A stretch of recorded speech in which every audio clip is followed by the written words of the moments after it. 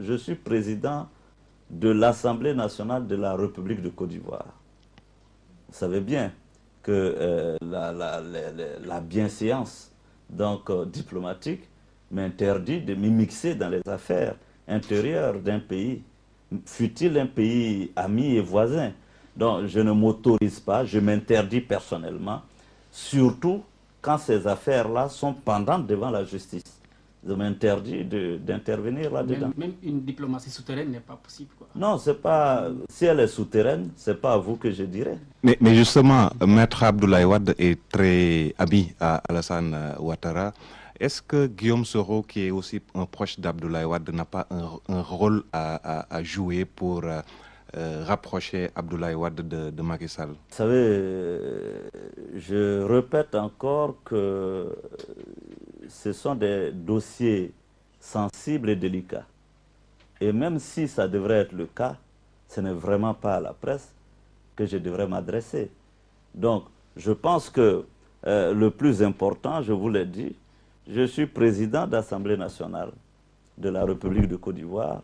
C'est vrai, il y a des dossiers qui vous paraissent très sensibles au Sénégal, mais chez nous aussi, en Côte d'Ivoire, il y a des dossiers sensibles. On va en venir. On a aussi des gens qui sont détenus en prison, voilà, et vice-versa. Donc, ma posture ne me permet pas d'en dire plus à la presse. L'actualité dans votre pays, c'est la préparation de la prochaine présidentielle. Vous avez réaffirmé il y a quelques jours votre soutien au candidat Alassane Ouattara, l'actuel président. Est-ce une manière de lui rendre l'ascenseur? Il a fait de vous le président de l'Assemblée nationale. Vous avez réaffirmé, alors que tout le monde attendait la candidature Je ne pense pas que le débat politique soit un débat de partage de gâteau ou de retour d'ascenseur. Je pense que le débat politique dans mon pays est un débat de principe, de conviction. La première fois où je déclarais que le président Ouattara mériterait de rempiler à la présidence de la République date de l'interview que j'ai accordée à Jeune Afrique en janvier 2012. Je n'étais pas président de l'Assemblée nationale. La seconde fois où j'ai dit que j'étais convaincu que le mandat que M. Ouattara exerçait était rogné et qu'il ne pouvait qu'être un mandat de transition et qu'il lui fallait un mandat plein pour exercer sa magistrature, c'était en mars 2012, une interview que j'ai accordée à la télévision nationale ivoirienne. Je n'étais pas encore président de l'Assemblée nationale. Mon analyse est partie d'une conviction propre, que ce monsieur a une réelle capacité. J'ai été son premier ministre, je l'ai vu à l'œuvre, c'est un bâtisseur, c'est un visionnaire, et je pense que c'est plutôt la Côte d'Ivoire qui gagnerait, n'est-ce pas, à lui confier un second mandat pour qu'il puisse montrer la dimension de sa capacité de développement d'un pays. Et vous voyez bien qu'en 4 ans, beaucoup de choses ont été réalisées. Au plan diplomatique, il a quand même dirigé la CEDEAO. Les chefs d'État, à l'unanimité, ont voulu lui confier un 3e mandat qu'il a refusé. Au plan économique, et c'est là que nous avons réussi le mieux, sur 3 années consécutives, successives, nous avons fait un taux de croissance du PIB d'environ 10%. Il fallait le faire. Les grands chantiers ont repris. Pas plus tard qu'aujourd'hui, on est en train d'inaugurer une autoroute. Des ponts sont construits, etc. Donc, alors, évidemment, quand on désigne un président, quand on élit un président, c'est pour apporter le développement. Et aujourd'hui, en Côte d'Ivoire, ceux qui ont mis 2, 3 ou 4 ans à ne pas y aller, quand ils iront à Abidjan, ils seront troublés parce qu'ils ne reconnaîtront plus cette ville. Mais est-ce que la recherche de ce 2e mandat-là doit justifier la scission qu'on vous impute d'avoir installée au niveau de certaines formations politiques comme le FPI, de Gbagbo ou du PDCI?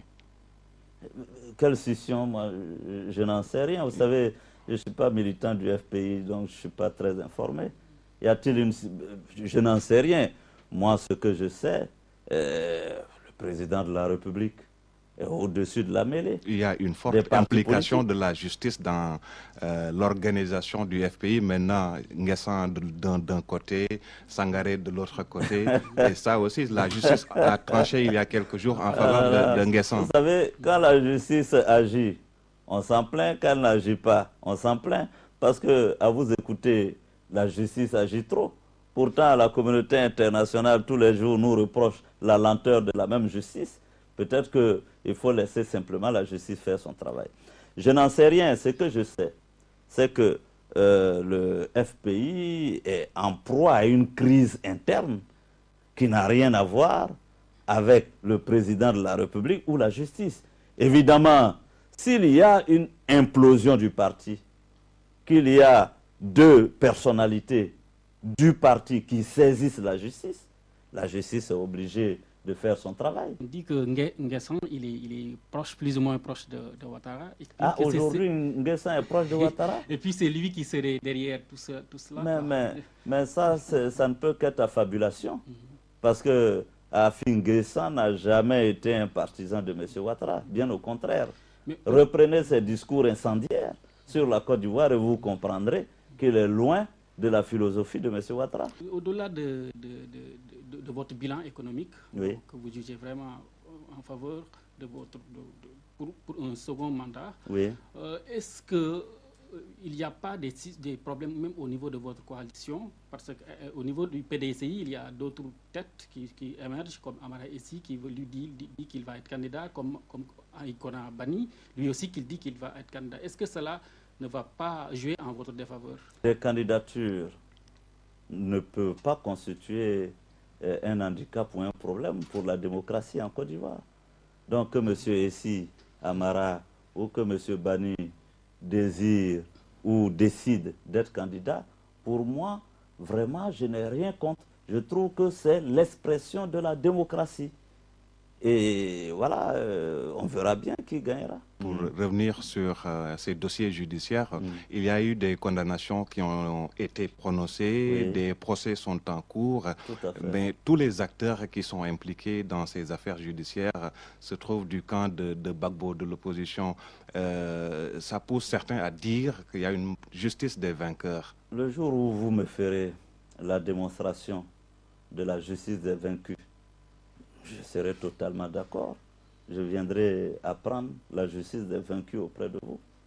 Quand le président Macky Sall est arrivé au pouvoir, donc c'est vous-même qui me dites que M. Karim Wade est en prison pour des faits de corruption. Est-ce la justice que de faire une sorte d'équilibrisme? Parce qu'on a arrêté Karim Wade, il faut forcément aller arrêter Macky Sall fils pour le mettre en prison.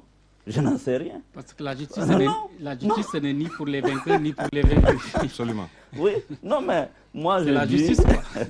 Vous savez, ce que je dis, il faut arrêter avec le complexe de l'équilibrisme. Il n'y a... la justice des vainqueurs, ce n'est qu'un slogan. Quand en 1945, la guerre mondiale, la deuxième guerre mondiale, les Alliés ont vaincu les nazis, au procès de Nuremberg, c'était les nazis qui ont été jugés. Quant au Libéria, Taylor a été envoyé à la CPI. C'est le camp de Taylor qui est jugé. Parce qu'il ne faut pas confondre l'action du policier et l'action du bandit. En Côte d'Ivoire, ce qui s'est passé est très simple. Qui déclenche la crise post-électorale qui conduit aux enquêtes? C'est M. Gbagbo.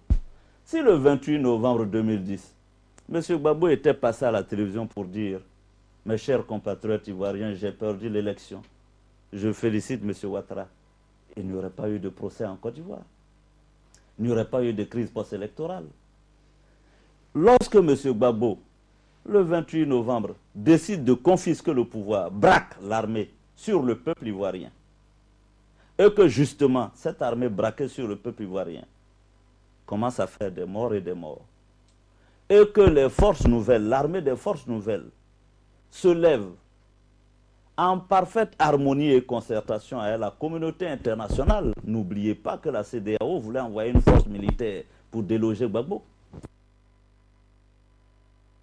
Un mot sur ce qui est arrivé aussi à Blaise Compaoré. Oui. On sait que vous étiez proche. Nous le sommes toujours. Bon, mais c'est dramatique ce qui lui arrive. Comment vous avez appris ce qui lui est arrivé? Non, je n'ai même pas appris, j'ai suivi. Et je pense que M. Compaoré a évité le pire à son pays.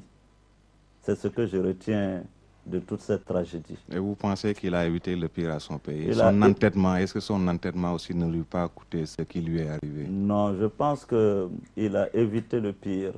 Quand vous avez 24 morts au Burkina, pas toutes par balle, certaines dans des bousculades ou parce qu'on partait piller, et que vous avez 3000 morts en Côte d'Ivoire, vous pouvez comprendre que de ma part, je puisse dire qu'il a évité le pire au Burkina. Donc on imagine que vous faites partie de ceux qui ont organisé, je ne dirais pas sa fuite, parce que c'est un peu... Organiser sa chute. Donc c'est pas sa chute, je ne dis pas sa fuite, quoi. Oui. Mais parce que quand il a quitté le Burkina Faso, il est venu en Côte d'Ivoire. Oui. Est-ce que vous faites partie des gens qui ont permis à Compaoré de venir là-bas? Ah non, il était très clair. La position de la Côte d'Ivoire était très claire. Quand M.